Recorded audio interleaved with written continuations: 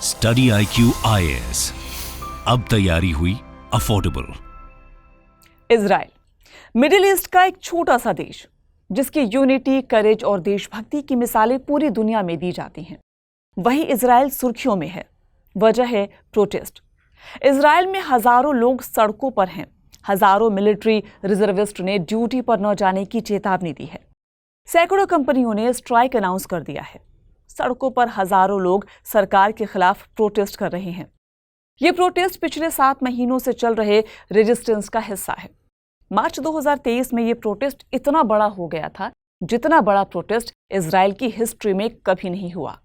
और ये प्रोटेस्ट शुरू हुए हैं प्राइम मिनिस्टर बेंजामिन नेतन्याहू सरकार की ओर से जुडिशियल लॉज में कुछ बदलावों के प्रस्ताव से। प्रोटेस्ट करने वाले कह रहे हैं कि ये डेमोक्रेसी सुप्रीम कोर्ट को कमजोर करना चाहते हैं, तो सपोर्ट कर रहे लोग इसे जुडिशियल रिफॉर्म बता रहे हैं। कह रहे हैं कि ये डेमोक्रेसी को और पावर देने, मजबूत करने के लिए किया जा रहा है।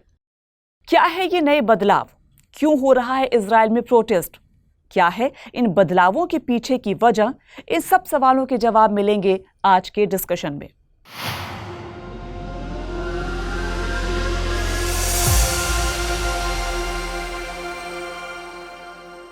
Welcome to study IQ। आप देख रहे हैं जियो पल्स और मैं हूं शिवानी। आज हम डिस्कस करेंगे इजराइल में हो रहे प्रोटेस्ट की। इजराइल में प्रोटेस्ट के पीछे वजह है जुडिशरी लॉज में बदलाव। तो सबसे पहले हमें इजराइल में जुडिशरी के स्ट्रक्चर को समझना बेहद जरूरी है। इजराइल के कुल 14 बेसिक लॉज हैं। इसी में से एक बेसिक लॉ है जुडिशरी, जो 3 टाइप के कोर्ट स्टैब्लिश करता है: magistrate court, district court, supreme court. Magistrate court और डिस्ट्रिक्ट कोर्ट ट्रायल कोर्ट होते हैं, जबकि सुप्रीम कोर्ट एसेंशियली एक एपलेट कोर्ट है। सुप्रीम कोर्ट के पास Knesset elections, civil service council के डिसीजंस, इजराइल बार एसोसिएशन की डिसिप्लिनरी रूलिंग, एडमिनिस्ट्रेटिव डिटेशंस और डिस्ट्रिक्ट कोर्ट के प्रिजनर्स की पिटिशन सुनने का स्पेशल जुरिसडिक्शन है। सुप्रीम कोर्ट में कुल 15 जज होते हैं। ये संख्या नेसेट की ओर से तय की जाती है, जो घटती बढ़ती रहती है। नेसेट इजराइल के पार्लियामेंट को कहते हैं। सबसे सीनियर जज सुप्रीम कोर्ट का प्रेसिडेंट होता है और इस पोस्ट पर जो भी पर्सन होता है वो इजराइल के होल जुडिशियल सिस्टम का हेड होता है। जैसे इंडिया में चीफ जस्टिस होते हैं, ठीक वैसे ही सेकेंड सीनियर जज वाइस प्रेसिडेंट होता है। अब यहाँ ये समझना भी जरूरी है कि इन जजों को अपॉइंट कैसे किया जाता है, कौन करता है। जजों को अपॉइंट करने के लिए एक सिलेक्शन कमेटी बनती है, जिसे जुडिशियल पैनल भी कहा जाता है। इस सिलेक्शन कमेटी में कुल 9 मेंबर होते हैं। सुप्रीम कोर्ट के प्रेसिडेंट के अलावा सुप्रीम कोर्ट के 2 और जज इस कमेटी का हिस्सा होते हैं। 2 कैबिनेट मिनिस्टर होते हैं, एक मिनिस्टर ऑफ जस्टिस और एक कोई और मिनिस्टर।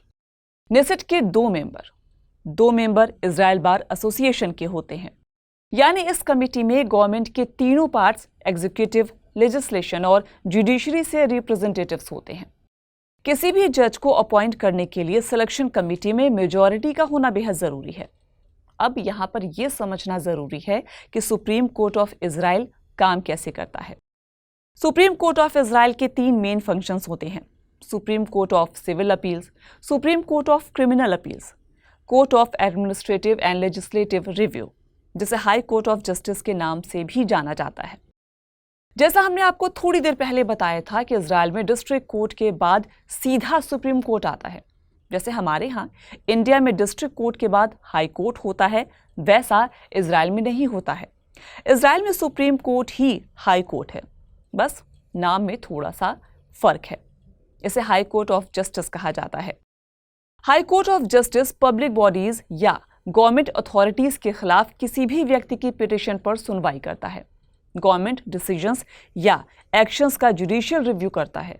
जैसे लेजिस्लेशन या अथॉरिटी के किसी डिसीजन या एक्शंस के खिलाफ अगर कोई पर्सन कॉन्स्टिट्यूशनल या फिर एडमिनिस्ट्रेटिव पिटिशन फाइल करता है, तो हाई कोर्ट ऑफ जस्टिस उस डिसीजन या एक्शन का जुडिशियल रिव्यू करेगा। हाई कोर्ट ऑफ जस्टिस को इजराइल में काफी रिस्पेक्ट दी जाती है। कहा जाता है, as a high court of justice the supreme court acts as a court of first and last instance. High court of justice हर साल 1000 से ज्यादा पिटिशंस की हियरिंग करता है। ज्यादातर केस हाई प्रोफाइल होते हैं, जिनमें टॉप गवर्नमेंट ऑफिशियल्स को चैलेंज किया जाता है। हाई कोर्ट ऑफ जस्टिस के तौर पर सुप्रीम कोर्ट अपने जुरिसडिक्शंस में रूल ऑफ लॉ कायम रखता है और ह्यूमन राइट्स को मजबूत करता है।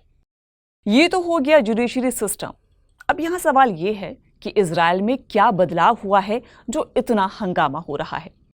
4 जनवरी 2023 को बेंजामिन नेतन्याहू सरकार में minister of justice Yariv Levin ने 3 बदलाव के प्रस्ताव पेश किए। ये तीनों बदलाव सुप्रीम कोर्ट की शक्तियों को कम करते हैं। सरकार ने इसे जुडिशियल सिस्टम में रिफॉर्म बताया। फर्स्ट, अगर सुप्रीम कोर्ट पार्लियामेंट से पास किसी भी बिल को इलीगल ठहराती है तो पार्लियामेंट सिंपल मेजॉरिटी से इसे पलट सकता है। सिंपल मेजॉरिटी मींस 120 मेंबर्स वाली नेसेट में 61 मेंबर्स के वोट की जरूरत पड़ेगी। सेकंड है, जुडिशियल पैनल के ज्यादातर मेंबर्स को सेलेक्ट करने का अधिकार सरकार के पास होगा। यही पैनल जजों की नियुक्ति करता है। इस कमेटी में सरकार के लोग ज्यादा होंगे तो जज भी सरकार की पसंद के ही चुने जाएंगे। अगर ऐसा होता है तो जाहिर सी बात है जो भी सरकार में होगा वो अपने इंटरेस्ट को ध्यान में रखते हुए ही जजों की नियुक्ति भी करेगा। और थर्ड है, मिनिस्टर्स को अपने लीगल एडवाइजर्स की बात मानने की जरूरत नहीं होगी, जैसा कि अभी उन्हें मानना पड़ता है। जनवरी में इन बदलावों की बात सामने आई और इसी के साथ ही प्रोटेस्ट शुरू हो गए। Supreme court of Israel executive के पावर को कंट्रोल करने में इंपॉर्टेंट रोल प्ले करता है, क्योंकि इजराइल में लोकल गवर्नेंस 9 के बराबर है और कोई रिटेन कॉन्स्टिट्यूशन भी नहीं है। देश चलाने के लिए 14 बेसिक लॉज हैं जिनके आधार पर सारे कानून बनाए जाते हैं और नेसेट यानी कि वहां की पार्लियामेंट इनमें किसी भी समय बदलाव कर सकती है। इस तरह से सारा पावर नेसेट के पास ही होता है, जहां फिलहाल बेंजामिन नेतन्याहू गठबंधन मेजॉरिटी में है। जुडिशियल सिस्टम में बदलाव के बाद नेसेट और अधिक मजबूत हो जाएगा। प्रोटेस्ट कर रहे लोगों का कहना है कि इससे डेमोक्रेसी खत्म हो जाएगी, तानाशाही आ जाएगी और गवर्नमेंट पर सुप्रीम कोर्ट का बचा खुचा कंट्रोल भी खत्म हो जाएगा। 12 जनवरी को इजराइल सुप्रीम कोर्ट के चीफ जस्टिस एस्तर हयात ने इसे जुडिशियल सिस्टम के खिलाफ बताया। 2 दिन बाद 14 जनवरी को हजारों लोगों ने इन चेंजेस के खिलाफ प्रोटेस्ट शुरू कर दिया। फरवरी में अटॉर्नी जनरल ने नेतन्याहू सरकार को इन बदलावों से पीछे हटने की सलाह दी, लेकिन सरकार मानी नहीं। मार्च में प्रोटेस्ट का दायरा और बढ़ा। 5 मार्च को बड़ी संख्या में एयरफोर्स के रिजर्विस्ट ने ट्रेनिंग में हिस्सा लेने से इनकार कर दिया। इन सब के बाद अमेरिकी प्रेसिडेंट जो बाइडेन ने प्राइम मिनिस्टर नेतन्याहू से बात की। नेतन्याहू बैकफुट पर आ गए। रिफॉर्म को कुछ समय के लिए रोक दिया गया। नेतन्याहू ने कहा कि सिविल वॉर रोकने के लिए मैं बातचीत का रास्ता अपना रहा हूं। इसके बाद 3 महीने इस पर शांति रही। माना जाने लगा कि नेतन्याहू जुडिशियल सिस्टम में रिफॉर्म्स के प्रपोजल से हट जाएंगे, लेकिन जून के लास्ट में नेतन्याहू फिर से इसे लेकर आए और इस बार पूरा फोकस केवल रीजनेबलनेस क्लॉज पर ही है। साल की शुरुआत में लार्ज स्केल पर हुए प्रोटेस्ट को देखते हुए बाकी दोनों प्रपोजल्स अभी साइड कर दिए गए हैं। आखिर ये क्लॉज है क्या? रीजनेबलनेस डॉक्ट्रिन का यूज किसी कानून की लीगैलिटी को तय करने के लिए किया जाता है। इस प्रिंसिपल के तहत कोर्ट ये डिसीजन देता है कि लेजिस्लेशन का बनाया कानून रीजनेबल है या नहीं। कोर्ट अगर इसे अनरीजनेबल पाता है तो इसके खिलाफ ऑर्डर दे सकता है। एक लाइन में कहें तो ये प्रिंसिपल सुप्रीम कोर्ट को पावर देता है कि वो किसी भी गवर्नमेंट एक्शन का जुडिशियल रिव्यू करे, और ये इजरायली जुडिशरी के लिए यूनिक नहीं है। ये ब्रिटेन, कनाडा, ऑस्ट्रेलिया समेत कई देशों में यूज होता है। 24 जुलाई को क्या हुआ? 24 जुलाई को बेंजामिन नेतन्याहू नेसेट पहुंचे, जहां जुडिशियल रिफॉर्म के पहले स्टेप रीजनेबलनेस क्लॉज पर वोटिंग शुरू हुई। 120 मेंबर्स वाले नेसेट में 64 मेंबर्स ने इसे सपोर्ट भी किया, जबकि इसका विरोध कर रहे मेंबर्स ने वोटिंग का बायकॉट कर दिया।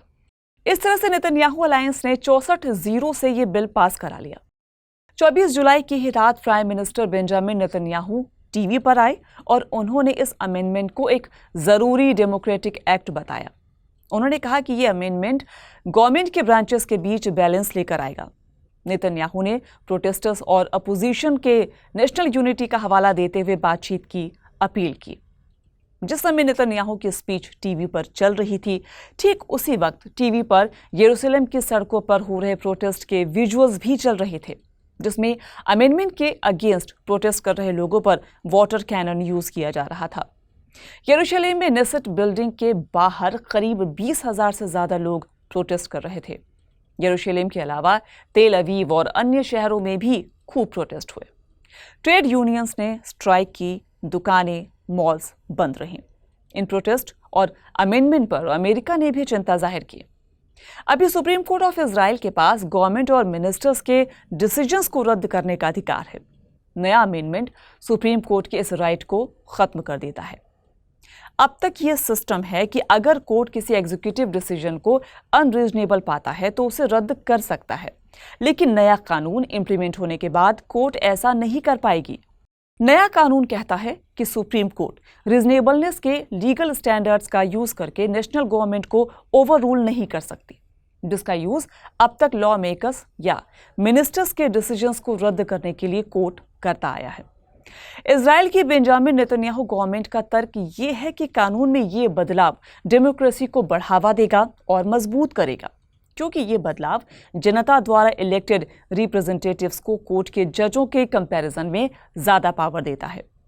कोर्ट के जज कुछ लोगों द्वारा सेलेक्ट किए जाते हैं। ये पीपल्स रिप्रेजेंटेटिव्स नहीं होते।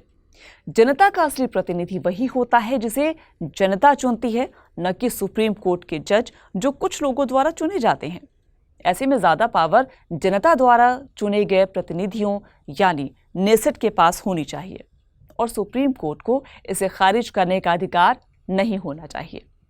वहीं दूसरी तरफ इस बदलाव का विरोध कर रहे लोगों का दावा है कि ये करप्शन को बढ़ावा देने और उससे बचाव का एक हथियार है, और इसका सबसे बड़ा एग्जाम्पल प्राइम मिनिस्टर नेतन्याहू का ही दिया जाता है। दरअसल नेतन्याहू पर करप्शन के काफी सीरियस एलिगेशंस लगे हुए हैं। उन पर रिश्वत लेने और धोखाधड़ी के मामले भी दर्ज हैं।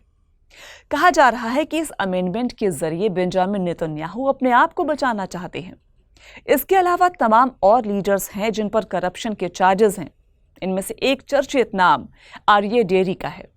इसी साल जनवरी में हाई कोर्ट ऑफ जस्टिस ने नेतन्याहू के अलायंस पार्टनर आर्ये डेरी को इंटीरियर एंड हेल्थ मिनिस्टर की पोस्ट से हटा दिया था। कोर्ट ने उनकी नियुक्ति को अनरीजनेबल इन द एक्सट्रीम बताया था, क्योंकि आर्ये डेरी टैक्स फ्रॉड, करप्शन के कई मामलों में कन्विक्ट हो चुके हैं। कोर्ट के फैसले के बाद आर्ये डेरी हटे, लेकिन तब नेतन्याहू गवर्नमेंट और उनके अलायंस पार्टनर्स आर्ये डेरी के सपोर्ट में खड़े थे। लेकिन जुडिशियली रिफॉर्म्स के नाम पर हो रहे बदलावों के पीछे इशू केवल करप्शन चार्जेस ही नहीं है, वजहें और भी हैं। दरअसल इजराइल मिडिल ईस्ट का एकमात्र ऐसा देश है जहां डेमोक्रेसी है, जहां गवर्नमेंट की तीनों ब्रांचेस लेजिस्लेशन, एग्जीक्यूटिव और जुडिशरी इंडिपेंडेंट होकर काम करती है। पिछले कुछ सालों में सुप्रीम कोर्ट ने राइट विंग पार्टियों द्वारा लाए गए कई विवादित और कट्टर बिलों को खारिज किया है। नेतन्याहू के अलायंस में कई सारी अल्ट्रा राइट विंग पार्टियां हैं जो सुप्रीम कोर्ट के कई लिबरल डिसीजंस या ह्यूमन राइट्स से जुड़े डिसीजंस का खुलकर विरोध कर चुकी हैं। इजरायली राइट विंगर्स हमेशा ये कहते आए हैं कि सुप्रीम कोर्ट, जो कि एक अनइलेक्टेड बॉडी है, इसके पास बहुत ज्यादा पावर है, जो इलेक्टेड बॉडी नेसेट के साथ भेदभाव है, और ऐसा नहीं होना चाहिए। इन अल्ट्रा राइट विंग पार्टीज का मेन कंसर्न नेतन्याहू का करप्शन नहीं, बल्कि ये है कि जब तक वो गवर्नमेंट में है तब तक कुछ ऐसे लॉ पास कर सकें जो उनके एजेंडा को सूट करे, उनके सपोर्टर्स को खुश करे, जैसे वेस्ट बैंक में इजराइल के सेटलमेंट्स को बढ़ाने के उपाय करना। पहले इस तरह की कोशिशों को सुप्रीम कोर्ट अनकॉन्स्टिट्यूशनल बताकर खारिज कर चुका है। जून 2020 में सुप्रीम कोर्ट ने एक कानून रद्द कर दिया था। ये कानून वेस्ट बैंक में प्राइवेटली ओन्ड पैलेस्टाइन लैंड पर बने 4000 इजरायली घरों को लीगल स्टेटस देता था। ये कानून 2017 में आया था, जो कहता था कि ये अगर पैलेस्टाइन ओनर्स की जानकारी के बिना प्राइवेट लैंड पर कोई इंफ्रास्ट्रक्चर बिल्ड किया जाता है तो ऐसा करने वाला उस लैंड पर रह सकता है। हाई कोर्ट ऑफ जस्टिस ने इस कानून को खारिज कर दिया था। सुप्रीम कोर्ट की प्रेसिडेंट एस्तेर हयात ने अपने ऑर्डर में लिखा था कि ये कानून इजरायली लोगों को ज्यादा प्रायोरिटी देते हुए पैलेस्टाइन्स के प्रॉपर्टी राइट्स को वायलेट करता है। वेस्ट बैंक जॉर्डन नदी के पश्चिमी किनारे पर बसा इलाका है। इसके 42% हिस्से पर फिलिस्तीनी अथॉरिटीज का ही कंट्रोल है, बाकी पर इजराइल का कब्जा है। अगर कभी फिलिस्तीन देश बनता है तो उसमें गाजा स्ट्रिप और वेस्ट बैंक शामिल होंगे। हालांकि यहां पर इजराइल अपने सेटलमेंट लगातार बढ़ाने की कोशिश करता रहा है।